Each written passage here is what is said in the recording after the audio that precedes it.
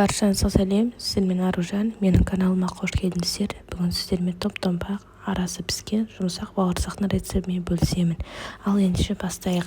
Ең алдымен жылы сүтіміз қажет болады. Жылы сүттің үстінен тұз саламыз, қант саламыз және де қант пен тұзды ерігенше жақсылап араластырып аламыз. Содан соң 2 ас қасық майонез саламыз және де ашытқы салып тағы да жақсылап араластырамыз. Бетін жауып қойсаңыздар болады, тұрар көтерілгенге дейін. Орамалдың көмегімен немесе пищевой пленканың көмегімен. Соңынан ұнымызды саламыз және қамырды қылып илейміз. Қолымызға жабысқақтау болған кезде кішкене ұн сеуіп илеп жіберсеңіздер болады. Описанияда көрсетілген ұннан артық ұн салмасаңыздар, қолымызға кішкене жабысып жатса, біраз қасық сұйық май құйып жақсылап илеп жіберсеңіздер, жылтыр қолға жабыспайтын әдемі қамыр болады. Осы қамырды ашытуға 30-35 минутқа қалдырып қоямыз.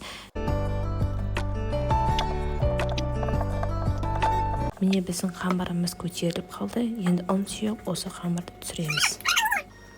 Қамыр өте жұмсақ болады. Ұн сеуіп жақсылап дөңгелек тәрізді қылып қамырымызды жайып аламыз.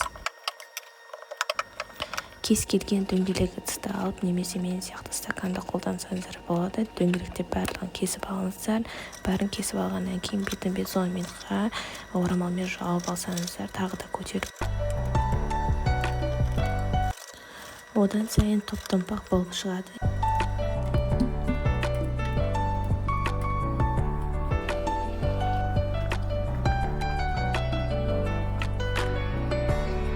Енді қызып тұрған майымызды бауырсақтарды салып пісіретін боламыз.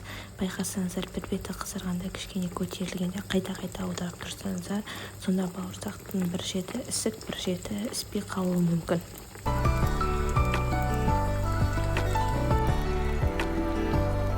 Барлық бауырсақтарды кезек-кезек пісіріп аламыз. Біздің бауырсақтар дайын болды. Сіздерге жасап көруге кеңес беремін. Өте жылдам әрі өте дәмді болып шығады. Егер сіздерге видео пайдалы болып жатса, лайк басып, пікір қалдырып, менің каналыма тіркеліп қоюды ұмытпаңыздар. Сіздерге ұнайтынына толықтай сенімдімін. Сіздермен болған Аружан, әлі де рецептер болады. Назарларыңызға рахмет.